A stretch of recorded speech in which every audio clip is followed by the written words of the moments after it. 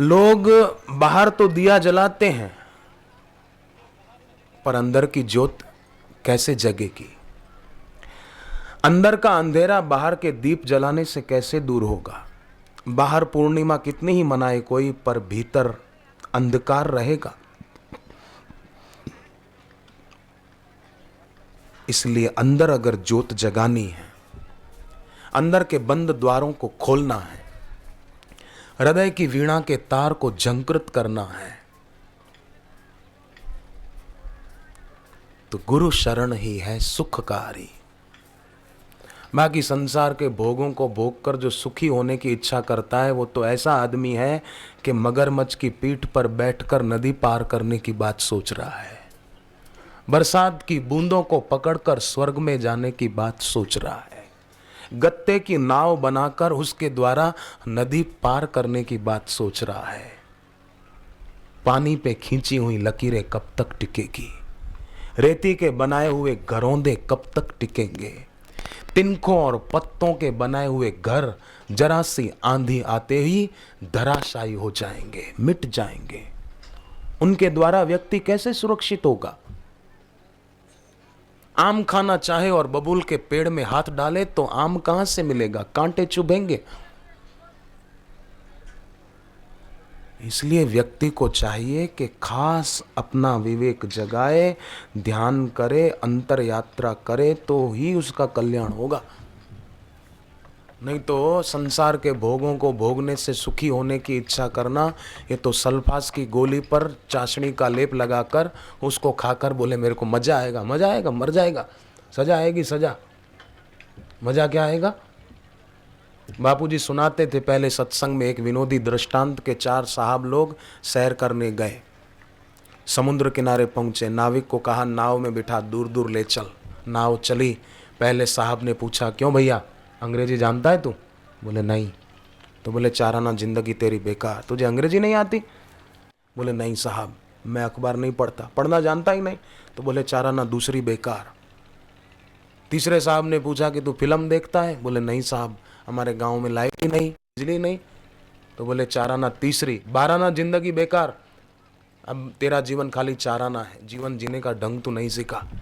इतने में आंधी चली, तूफान आया, नाव काबू से बाहर हो गई, लहरों के साथ नाव डोलने लगी, पानी अंदर आने लगा, नाव अब डूबी, अब डूबी। साहब घबराए, नाविक को पूछा अब क्या होगा? बोले साहब जो होगा देखा जाएगा, पर मैं आपसे एक प्रश्न पूछना चाहता हूँ। आपने तो बहुत पूछे, मैं एक पूछूं? बोले पूछो। बोले साहब आप लोगों को तैरना आता है? चारों साहब बोले नहीं, हमको और सब कुछ आता है, खाली तैरना ही नहीं आता। नाविक बोला मुझे और कुछ नहीं आता, खाली तैरना आता है। मैं तो तैर कर किनारे पहुंच जाऊंगा और 4 आना जीवन बाकी है मेरा, मैं तो तैर कर पहुंच जाऊंगा, पर तुम्हारे तो 16 आना गए आज। चारों के चारों बेचारे डूब गए, मर गए। सब कुछ जानते थे पर तैरना नहीं जानते थे। ऐसे ही आदमी संसार में आकर सब कुछ जान ले, पर भव से पार होने की विद्या अगर गुरु के चरणों में नहीं पाई तो एक दिन सब पाया हुआ अनपाया हो जाएगा, सब जाना हुआ अनजाना हो जाएगा।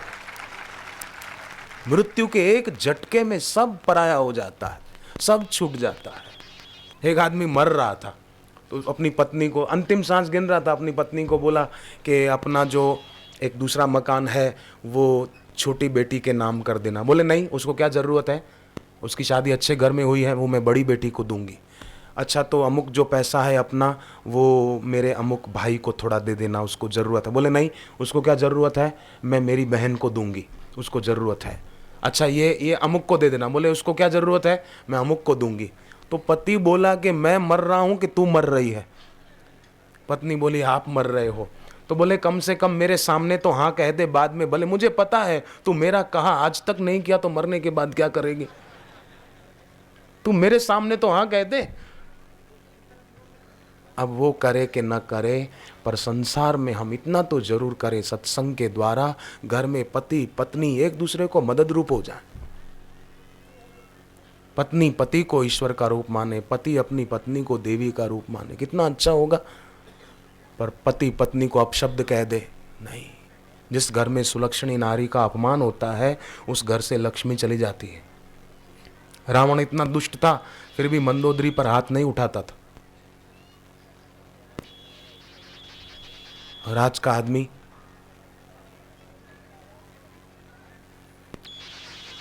सत्संग दिशा देता है। भगवान नाम पापों को नष्ट करके हमारे प्रारब्ध को सुखद बनाता है। मैं पहले कितना दुखी था, पर भगवान नाम जप करने से मेरा प्रारब्ध सुखद हो गया ना। आज से 23 साल पहले जब मैं आश्रम में आया पहली बार और दीक्षा ली, तो तब का मेरा जीवन कैसा था पहले का और अब कैसा हुआ। दिल्ली में एक भाई ने बताया, सचित उसका नाम है, उसको संतान नहीं थी, शादी के 10 साल बीत गए और सिर पे कर्जा 35 लाख रुपए का था बेचारे को। अब 35 लाख कर्जा हो तो आप सोचो दिन को रोटी कैसे अच्छी लगे और रात को नींद कैसे आए। बड़ा टेंशन में रहता था। परंतु सत्संग मिल गया, मां ले आई सत्संग में, तो सत्संग से पता चल गया कि परिस्थिति पसार होने के लिए आती है, परिस्थिति किसी को दुखी करने के लिए नहीं आती है। परिस्थिति दुखद आती है पर वो पसार होने के लिए आती है। परिस्थिति किसी को दुख नहीं देती, दुख आदमी मान लेता है, बना लेता है, परिस्थिति नहीं देती। और वो कर्मों का फल है। कर्मों के फल को हम मिटा नहीं सकते, पर नासमझी को जरूर मिटा सकते हैं। जीवन में सुख आना दुख आना ये कर्मों का फल भी हो सकता है। कर्मों के फल को कोई नहीं मिटा सकता, पर सुख में सुखी होना दुख में दुखी होना ये कर्मों का फल नहीं है, ये नासमझी है। नासमझी आदमी मिटा सकता है सत्संग का सहारा लेकर। शबरी को कितने दुख आए, मीरा को कितने दुख आए, पर फिर भी मीरा के जीवन में सत्संग था और गुरु के चरणों की प्रीति थी, तो मीरा ने दुखी ना होकर अपनी भक्ति को बढ़ा दिया। हम लोग दुख को बढ़ा देते हैं, तो वो दिल्ली के सज्जन ने दुख को नहीं बढ़ाया, अपनी मन स्थिति बदल दी। परिस्थिति हमारे बदलने से नहीं बदलेगी, पर हम अपनी मन की स्थिति को बदल सकते हैं और परिस्थिति का सदुपयोग कर सकते हैं। उसने जप तप किया, बापू ने जो उपाय बताए सत्संग में वो सुनकर किया। एकादशी आए तो व्रत करता, भोजन के पहले गीता का 15वां अध्याय पढ़ता। जो लोग भोजन के पहले गीता का 15वां अध्याय पढ़ के फिर खाते हैं उनके घर में बरकत बढ़ती है। जो लोग रोज गायत्री मंत्र बोलते हुए सूर्य को अर्घ्य देते हैं उनके घर में बरकत बढ़ती है।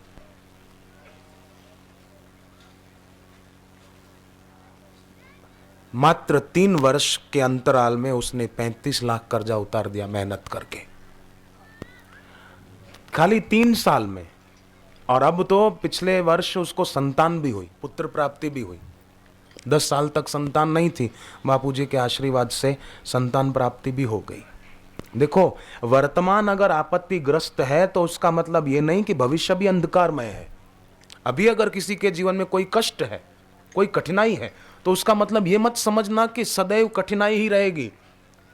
क्षमा बुझ जाए तो फिर जल सकती है, नाव भंवर में फंस जाए तो किनारे लग सकती है। मायूस न हो, इरादे न बदल, तकदीर किसी वक्त भी बदल सकती है। प्रभु की प्रेम दृष्टि से बदल जाती है तकदीरें, अगर विश्वास पक्का हो तो कट जाती है जंजीरें। हरी हरी गाए जा, बिगड़ी बनाए जा, नाम एक प्यारा है, जीवन सहारा है। गुरु से मिला भगवान का नाम, वो सहारा है, सहारा।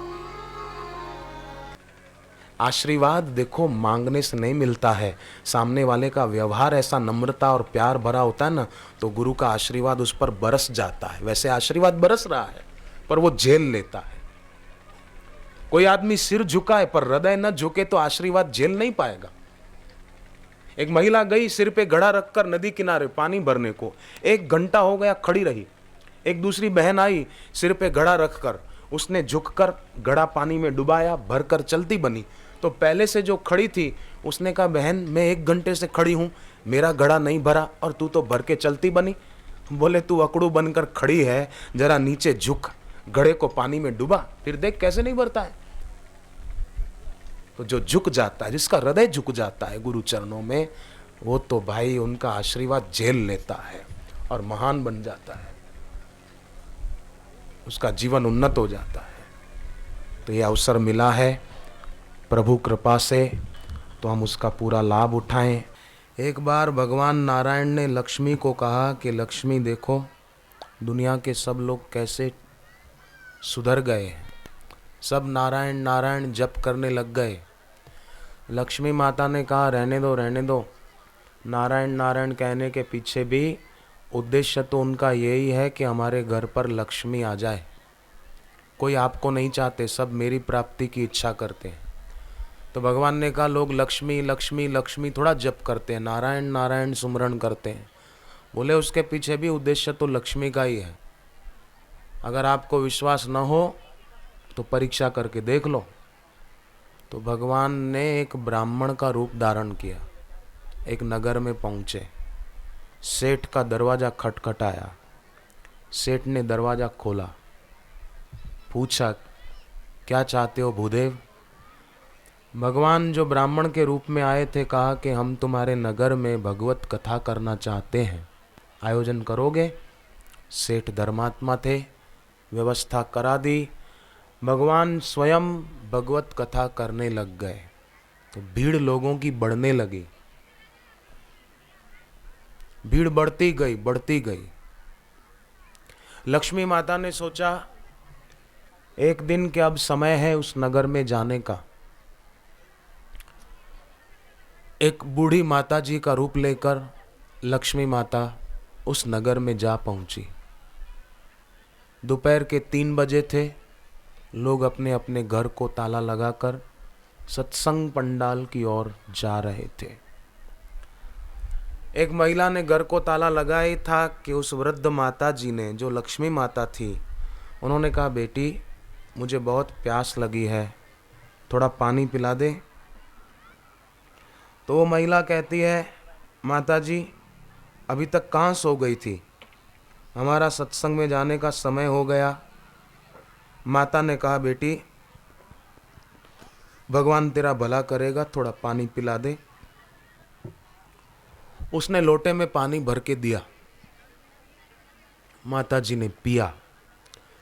लोटा जब लौटाया तो वो लोटा सोने का हो गया, क्योंकि लक्ष्मी माता ने जो छू दिया था। अब वो महिला कहती है आओ माता जी आपको भूख लगी होगी, खाना नहीं खाया हो तो तैयार है, आ जाओ, ताकि थाली भी सोने की हो जाए। गिलास में लस्सी दूं, लस्सी का गिलास वो भी सोने का हो जाए।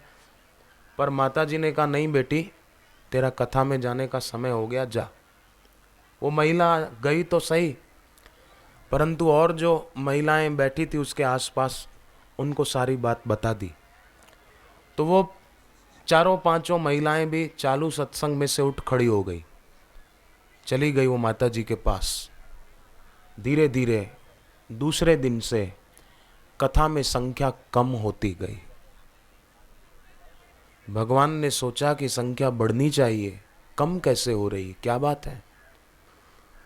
तो एक आदमी को पूछा, उसने कहा कि महाराज जी गांव में एक माता जी आई है, गिलास में दूध पीती है तो गिलास सोने का हो जाता है, थाली में रोटी खाती है तो थाली सोने की हो जाती है, पानी पीती है लोटे में तो लोटा सोने का हो जाता है।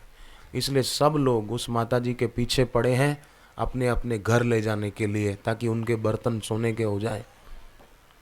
भगवान समझ गए कि लक्ष्मी का आगमन हो गया। इतने में क्या हुआ, कथा के जो मुख्य यजमान थे सेठ जी, जिनके घर पर भगवान ठहरे हुए थे ब्राह्मण रूपधारी, वो सेठ जी भी चालू कथा में से खिसक गए और जाके वो माता जी को कहा माता जी आपने सबके घर को पावन किया तो मेरे घर को बाकी क्यों रखा है, आप मेरे घर भी पधारो ना।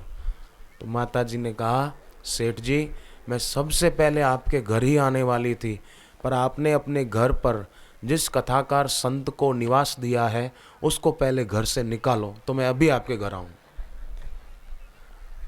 उस सेठ ने कहा बस इतनी सी बात, मैं अभी जाके वो पंडित जी को धर्मशाला में कमरा दिला देता हूँ। सेठ जी घर आए, भगवान तब तक कथा करके घर आ चुके थे। अब सेठ जी को पता नहीं कि प्रभु की क्या लीला हो रही है। सेठ जी ने कहा कि प्रभु पंडित जी चलो आपको मैं धर्मशाला में कमरा दिला दूं, आप वहीं आराम करो। भगवान ने कहा अब 2 दिन बचे हैं, कल तो जाना है, मैं सामान बांधूं फिर वहाँ जाके खोलूं, मेरा समय खराब होगा, यहाँ रहने दो ना। बोले नहीं, सीधी तरह नहीं मानोगे तो नौकर को बुला के जबरदस्ती बिस्तरा उठवा के धर्मशाला में फेंकवा दूंगा, जल्दी करो। इतने में तो लक्ष्मी माता आ गई। सेठ जी को कहा सेठ जी आप थोड़ी देर के लिए बाहर जाओ, इनसे मैं निपट लूंगी। सेठ जी बाहर गए, लक्ष्मी माता ने चिटकनी बंद करके दरवाजे की और कहा भगवान को कि बोलो प्रभु, लोग आपकी प्राप्ति की इच्छा रखते हैं या मेरी? ये मेरे लिए आपको घर से निकालने को तैयार हो गया। तब भगवान ने कहा लक्ष्मी एक बात मेरी भी तुमको माननी पड़ेगी। हम मान गए लोग तुम्हारी प्राप्ति की इच्छा करते हैं, पर एक बात तुमको भी मेरी माननी पड़ेगी, वो ये कि इस नगर में तुम्हारा आगमन तब हुआ जब एक संत के रूप में मेरा आगमन हुआ, और संत के रूप में मैंने भगवत कथा की, सत्संग किया, उसके बाद लक्ष्मी तुम्हारा इस नगर में आगमन हुआ। भविष्य में भी जिस नगर में सच्चे संत भगवत कथा करेंगे उस नगर में लक्ष्मी तुम्हारा वास सदा के लिए हुआ करेगा। ये मेरा वरदान है।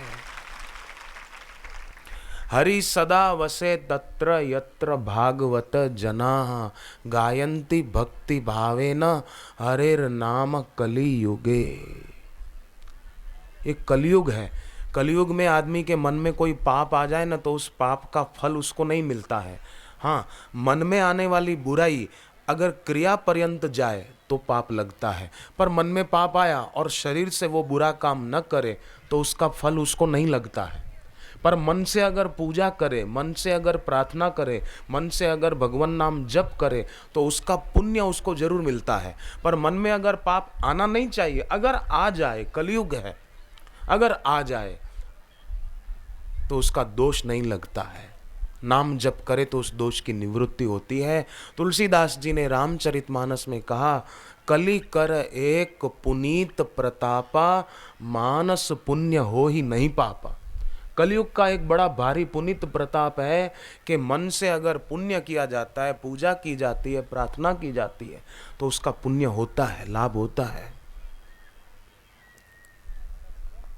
प्रहलाद ने कैसी भक्ति की, कैसी प्रार्थना की। जिस हिरण्याकश्यपु से देवता भी डरते थे, ऐसे हिरण्याकश्यपु के आगे प्रहलाद निर्भीक होकर बोलते थे, क्योंकि प्रहलाद को पता था मैं जिसकी शरण में हूं वो सर्वसमर्थ है। और हिरण्याकश्यपु अपने बल का ही अभिमान करता था कि मैं ही सब कुछ हूं। तो आप सोचो उसका बल क्या काम आया। नरसिंह अवतार हुआ भगवान का तो हिरण्याकश्यपु का बल क्या काम आया। भगवान ने अपने नखूनों से ही चीर दिया उसको। रावण को भी अपने बल का खूब घमंड था, पर उसका बल क्या काम आया राम जी के आगे। खूब अभिमानी था वो, पर क्या मिला। धनभागी हैं वे जो आकृति तो मानव के लिए है पर प्रकृति देव के लिए है। आकृति मानव की, शूर्पणखा आकृति मानव की लेकर आई, सुंदरी बनकर आई थी, पर राम जी ने उसके सामने देखा तक नहीं। ये कथा रामायण की आप जानते हैं। क्यों? आकृति मानव की थी, प्रकृति राक्षसी थी, गलत प्रकृति थी। और शबरी आकृति मानव की थी, प्रकृति देव की थी। तो भगवान राम खुद उसके पास गए, शबरी को नहीं जाना पड़ा, भगवान खुद चलकर आ गए। शबरी ने नाम जप किया था, गुरु की सेवा की थी। और देखो एक तरफ अहिल्या को, उसने कोई नाम जप नहीं किया था, उसने तो गलती की थी। इंद्र को अपना पति मान लिया था गलती से, और उससे पाप हो गया था। जो नहीं होना चाहिए था वो अपराध अहिल्या से हो गया। उस अहिल्या तक भी भगवान पहुंच गए। शबरी जो नित्य राम राम राम राम जप करती थी, गुरु की सेवा में तत्पर रहती थी, जाति से थी भील, गुरु की सेवा में जरा भी ना आने दी ढील। नाम था शबरी, भगवान का नाम जपने में थी जबरी। ऐसी शबरी के पास भी राम जी पहुंचे। और जिस अहिल्या ने कोई गुरु की सेवा नहीं की थी, वो तो इंद्र को अपना पति मानकर भूल कर बैठी थी, पाप कर बैठी थी, ऐसी अहिल्या के पास भी भगवान पहुंच गए। इसलिए कोई ऐसा नहीं सोचना कि हम तो संसारी हैं, हम तो ऐसे हैं, हम तो ऐसे हैं। नहीं नहीं, अहिल्या से गलती हुई, पर अहिल्या ने ठान लिया कि ये गलती मैं दोबारा नहीं करूंगी, बस, तो भगवान उसके पास भी पहुंच गए। पर आजकल लोगों से गलती होती है तो बार बार उसको दोहराते हैं। की हुई भूल अगर बार बार दोहराई जाती है तो भूल आदमी को धूल चटा देती है। इसलिए की हुई भूल दोहराई न जाए। भूल के कई प्रकार होते हैं, केवल एक स्त्री पुरुष के संबंध में ही भूल नहीं है। झूठ बोलना है, घर पे चोरी करना है, या तो जालसाजी और धोखाधड़ी करना है, कुछ भी, भूल के कई प्रकार हैं। तो की हुई भूल न दोहराई जाए। और सत्संग की पुस्तकें, बापू जी का साहित्य ऐसा है, बापू के वचनों पर आधारित पुस्तकें जो है सत्संग की, वो साहित्य ऐसा है कि पढ़ते समय भी बापू की ध्वनि आसपास मंडराती रहती है। आप पढ़ के देखना, नहीं पढ़ा हो तो पढ़ना, पढ़ते समय लगेगा उनकी ध्वनि आसपास मंडार रही है। बापू के शब्द मानो हमको साहित्य के द्वारा थाम रहे हैं, ऐसा लगेगा, हमको संभाल रहे हैं, क्योंकि बापू जी के शब्दों में जीवंतता है। बापू जी जब बोलते हैं तो सबके हित का संकल्प करके बोलते हैं, सबकी भलाई का संकल्प करके बोलते हैं। जैसे श्री कृष्ण भगवान ने अर्जुन को कहा गीता के 10वें अध्याय के पहले श्लोक में कि अर्जुन, मैं जो बोलता हूं वो तुम्हारी भलाई का संकल्प करके फिर बोलता हूं, तुम्हारे हित की कामना से प्रेरित होकर बोल रहा हूं। एक लड़की की शादी नहीं हो रही थी, तो उसके पिताजी ने सोचा कि मैं दीक्षा लिए हुए थे, बोले बापूजी से जाऊं पूछूं कि मेरी बेटी की शादी हो जाए अच्छी जगह, उसके लिए मैं क्या करूं। तो सत्संग में आकर बैठे तो उस दिन गुरुदेव ने सत्संग में ही बता दिया कि किसी की कन्या की शादी में अड़चन आ रही हो तो कन्या रोज उत्तर दिशा की ओर मुंह करके तिलक करे और मंत्र बोले, जय जय गिरिवर राज किशोरी, जय महेश मुख चंद्र चकोरी, बस इतना बोले, जय जय गिरिवर राज किशोरी, जय महेश मुख चंद्र चकोरी। और दूसरा मिला दे, ओम ह्रीम गौर्यै नमः, ओम ह्रीम गौर्यै नमः, कन्या को घर और वर अच्छा मिले। ये उन्होंने सत्संग में सुन लिया, घर जाकर अपनी बेटी को बता दिया कि मुझे तो पूछना ही नहीं पड़ा, ऐसे ही गुरुजी ने बता दिया। और बेटी ने किया, उन्होंने पत्र भेजा कि मात्र 2.5 महीने में ही मेरी बेटी को ऐसा घर मिला, हम तो सोच भी नहीं सकते थे कि ऐसा घर मिल गया। हृदय से जो गुरु के निकट हो जाते हैं उनका कल्याण हो जाता है। झांसी, आपने नाम सुना होगा, यूपी में पड़ता है झांसी।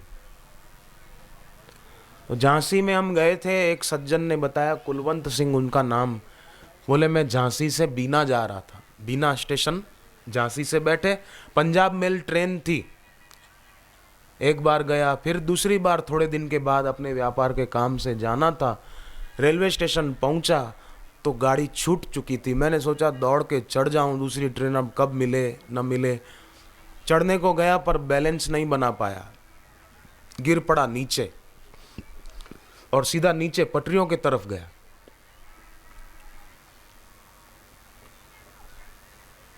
किसी ने नहीं देखा, पर फिर भी किसी ने देखा, जो सबको देख रहा है।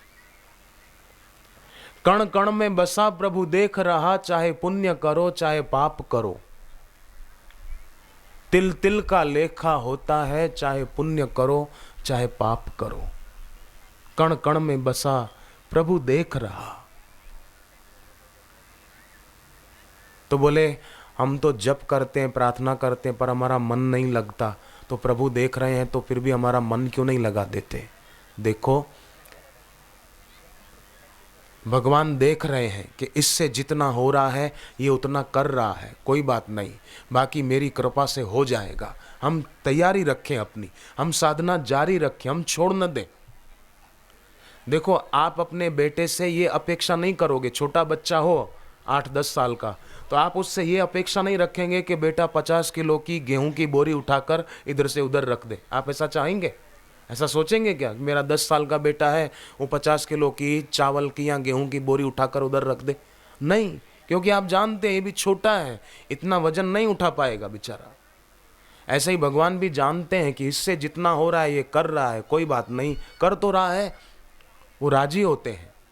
पर जो मन लगाते ही नहीं है, जप ध्यान करते ही नहीं है, वे भगवान के अब तो क्या कहें कोप पात्र बनते हैं। सरकार लाइट देती है तो हर महीने बिल भरना पड़ता है, पर सूर्य भगवान इतने वर्षों से लाइट देते हैं, कभी बिल भरना पड़ा? भगवान राम ने सुग्रीव को एक वचन कहा था, सखा सोच त्यागहु बल मोरे, सब विधि काज घटब में तोरे। ए मेरे मित्र, राम जी मित्र कहते सुग्रीव को, ए मेरे मित्र तू सारी चिंता छोड़ दे, सखा सोच त्यागहु बल मोरे, मेरे बल को याद कर, भगवान के बल को याद कर और सारी चिंता छोड़ दे। सब विधि काज घटब में तोरे, मैं तेरे काज हर तरह से संपन्न करूंगा, तू चिंता छोड़ दे, तू केवल अपना मन मुझ में लगा दे बस। पर लोग लगाते नहीं। एक होता है लगता नहीं है, एक होता है लगाते नहीं है। जिनका लगता नहीं है, लगाना चाहते हैं, लगता नहीं है, भगवान राजी होते हैं। पर जो लगाए ही नहीं, तो भगवान भी उसमें क्या करें? हम अपनी तरफ से करें, हमारे हिस्से जो आता है वो हम करें, उनके हिस्से जो आता है वो करने में जरा भी देर नहीं करेंगे।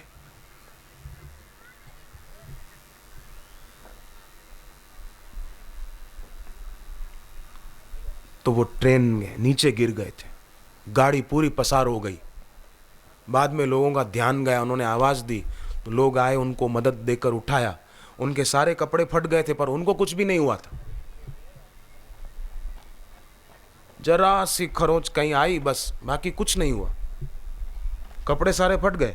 ऊपर की जेब में पेन पड़ी थी, एक बापूजी के चित्र वाली थी वो पेन, वो वहीं की वहीं पड़ी थी। तो लोगों ने उनसे पूछा आपको कुछ हुआ नहीं, आप नीचे गिरे थे? तो उन्होंने कहा कि मैं बापूजी का सुमरण कर रहा था। भगवान की 8 मूर्तियों का वर्णन आता है भागवत में। एक तो पत्थर की मूर्ति, दूसरी धातु की मूर्ति, तीसरी काष्ठ की मूर्ति, जगन्नाथपुरी में जैसे है काष्ठ की मूर्ति, चौथी होती है मिट्टी चंदन आदि के लेप की मूर्ति, पांचवी होती है रेत आदि की मूर्ति, छठी होती है भगवान की चित्र की मूर्ति, पेंट किया हुआ चित्र हो, खींचा हुआ हो फोटो वो, और आठवीं होती है भगवान की मणियों की मूर्ति, कीमती बड़े सेठ लोग बना सके ऐसी, सातवीं। और आठवीं होती है मनोमयी मूर्ति। 8 हो गई ना, पत्थर की, धातु की, काष्ठ की, मिट्टी चंदन आदि के लेप की, रेत की, चित्र की, मणियों की और मनोमयी मूर्ति मन में बसी हुई है। बोले मैं मेरे प्रभु की, गुरु की मनोमयी मूर्ति का ध्यान कर रहा था, तो ये ट्रेन मेरा क्या बिगाड़ सकती थी? अकाल मृत्यु वो मरे जो काम करे चांडाल का, काल भी उसका क्या बिगाड़े जो भक्त महाकाल का, जो भक्त भगवान का। हरि हरि गाए जा, बिगड़ी बनाए जा, नाम एक प्यारा है, जीवन सहारा है।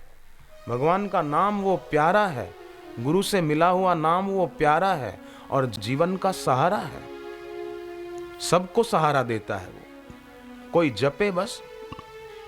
तुलसीदास जी ने नाम जप के बारे में इतना कुछ कहा है, यहां तक कह दिया कि अगर कोई आर्त भाव से जप करे तो उसके जीवन में जो संकट के बादल हैं वो नाम जप के प्रताप से उड़ जाएंगे।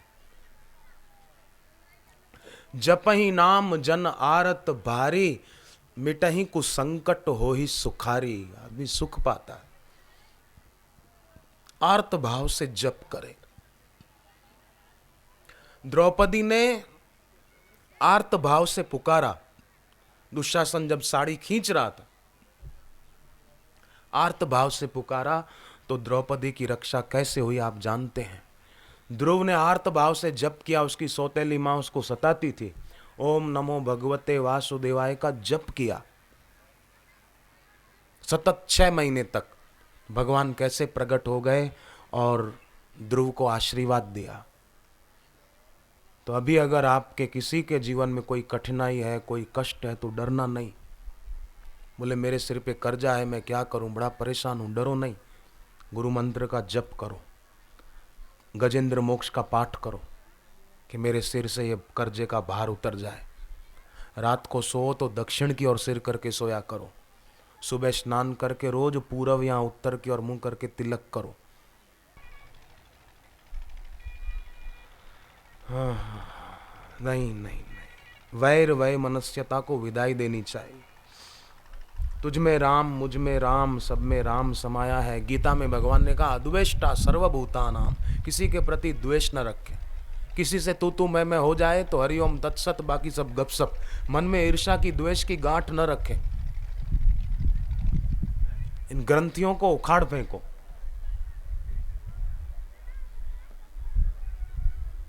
क्यों ग्रंथियां रखना, किस लिए? राग द्वेष में हरि बिसरायो, भूल के निज को जन्म गंवायो। सुंदर मानव देह यह पायो, रतन अनमोल, कौड़ी मोल न खोइए मान गुरु के बोल। गुरु के बोल माने, गुरु के वचन सुने तो उसमें कुछ बातें ध्यान में रखनी चाहिए, तो गुरु की वाणी कल्याण कर देगी। कौन सी बातें ध्यान में रखें? पहली बात ये ध्यान में रहे कि हमें कुछ भी पता नहीं है, ये पता चल जाना चाहिए। हमारी जानकारी ही सब कुछ नहीं है।